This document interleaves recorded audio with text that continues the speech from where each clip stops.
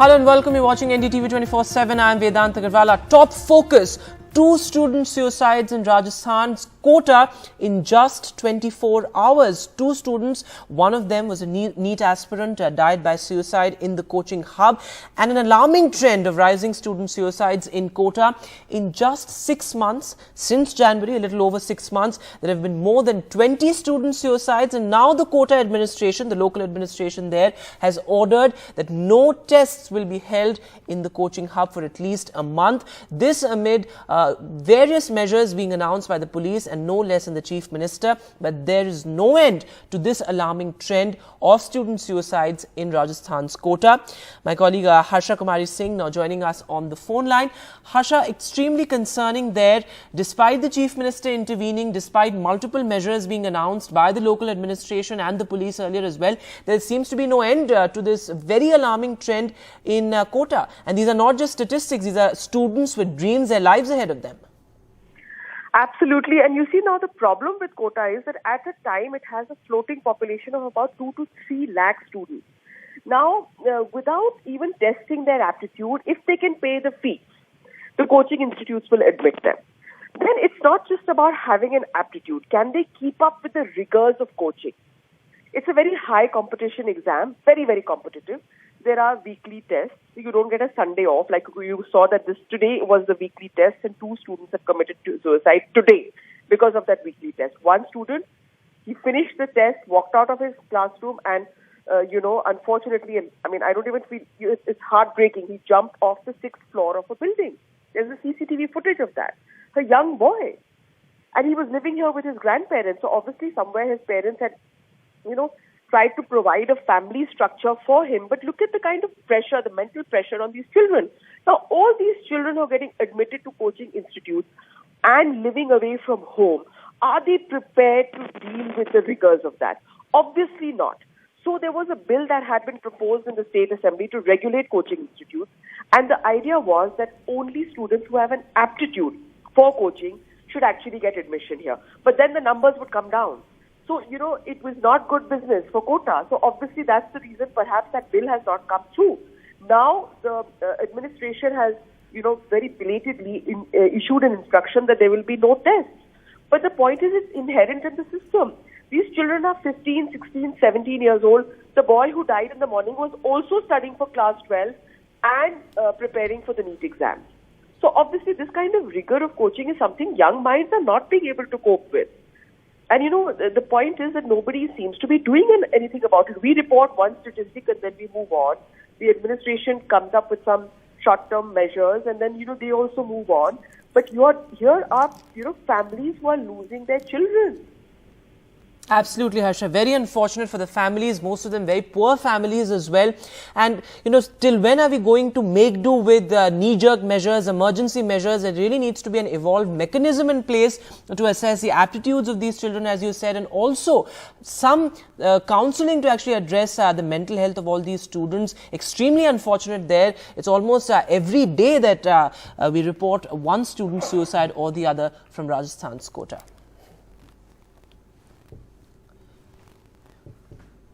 And when staying with news from Rajasthan, a 15-year-old boy was found dead at a school, inside the school premises, and the boy was allegedly harassed and he also faced caste slurs. 2 teachers have now been suspended, this after a case was filed under the SC/ST Act. Take a look at this report. Outrage in Rajasthan's Kotputli over the suicide of a 15-year-old boy studying in a government school. The boy had died by suicide in the classroom, his body discovered in the morning. The child was a resident of the Navodaya Vidyalaya hostel. 22 तारीख को phone किया था रात को 8:15 बजे। वो बोल रहा था पापा 2 टीचर है तो 1 महीने से मेरे को टॉर्चर कर रहे हैं। और वो बात किया था तब बचा रो रहा था बहुत बुरी तरह और बोला फिर अब तक तो कुछ भी नहीं हुआ, सुबह देखना तुम्हारा हाल क्या करता हूँ मैं। 1 महीने से दोनों परेशान कर रहे थे उसको, 1 महीने से लगा था। राजकुमार यादव एक विवेक यादव दोनों परेशान कर रहे थे, दोनों और दोनों पिटाई करते थे उसकी। Family members in the FIR have alleged that the boy from the scheduled caste community was subjected to casteist abuses by 2 teachers. He complained to the principal and the vice principal, but no action was taken.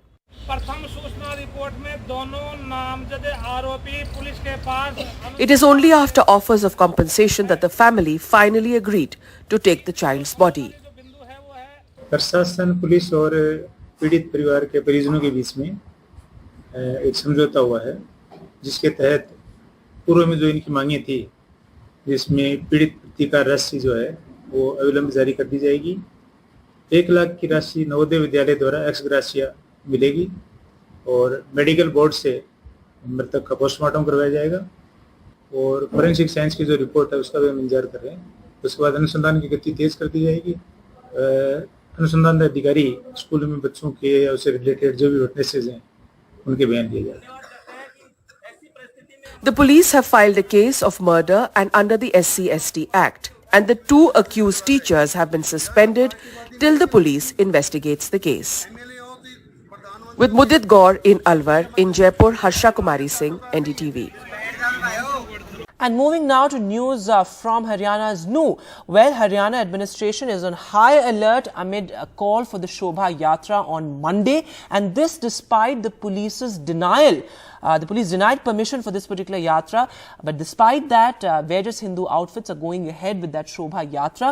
This is the same yatra during which communal violence broke out last month, and this time the Haryana administration is particularly vigilant. School, colleges and banks have been shut in NU on Monday in view of the yatra.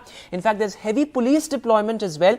You can see not just police officials on the spot, but also rapid action forces have been deployed in NU, and there has been internet suspension as well last month in NU because of the violence. And last month, remember, the violence also spread to Gurugram. 6 people were killed in this communal violence, and now even after the police's denial for permission, the Hindu outfits going ahead with that yatra.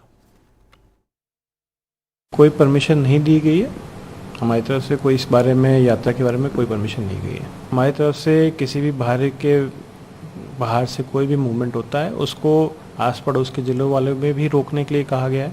साथ ही साथ हमारे जो नाके हैं हर एक border पे वो लगे हुए हैं, और हमने मीडिया के माध्यम से भी और सबके माध्यम से भी हम यही कहना चाहेंगे कि जो भी लोग हैं जो बाहर से आना चाहते हैं, तो मैं उनसे अपील रहेगी कि किसी तरह का मूवमेंट नू में अलाउड नहीं है। And well, staying with news from NU, our special focus on NDTV, the investigation into the Rolls-Royce accident. Well, the investigation threw up some very important facts, and we found out that Vikas Malu, well-known industrialist and chairman of the Kubel group, was a part of that Rolls-Royce convoy. In fact, he was inside that Rolls-Royce car that rammed into the fuel tanker during the crash. He was inside that car, and now, after our extensive reportage, well, the NU police have in fact issued a notice to the Kubel Group chief, and he's been called in for questioning.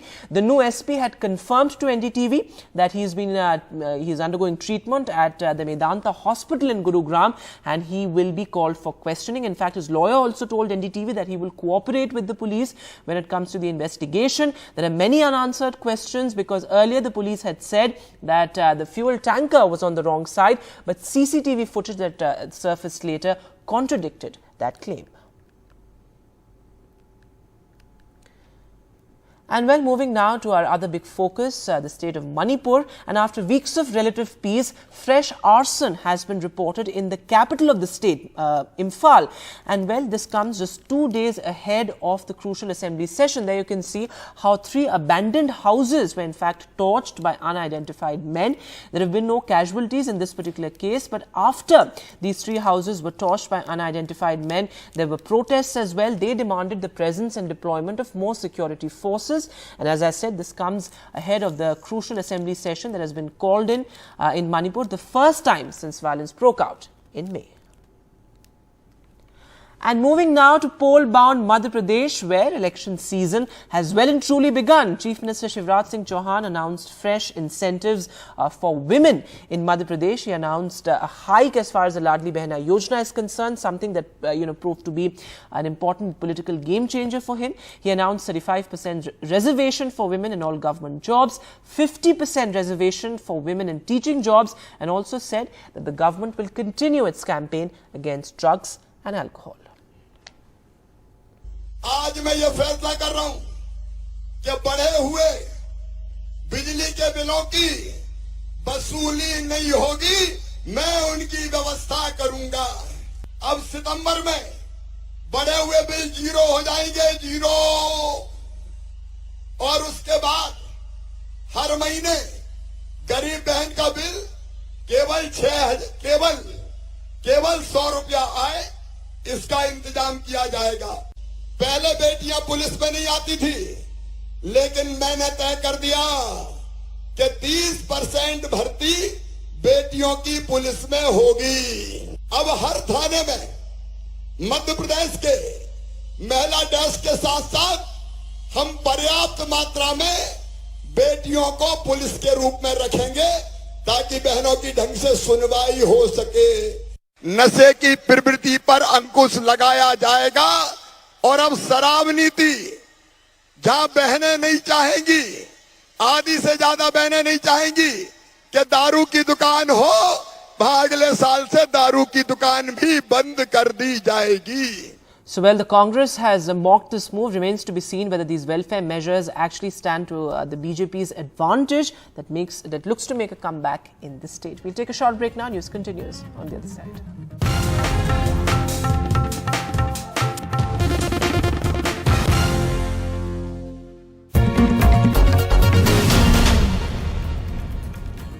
Welcome back. Let's get to the latest on India's moonshot, India's space odyssey. Well, Chandrayaan 3 has sent its first finding about the moon soil, and well, it has analyzed the temperature and thermal profile of the lunar surface. It's a historic first for the world as well, because the world really doesn't know anything about the lunar surface as far as the South Pole is concerned, because India is the first country to land its rover on the South Pole of the moon. And well, the Pragyan rover and the Vikram lander now have got down to work and their mission objectives.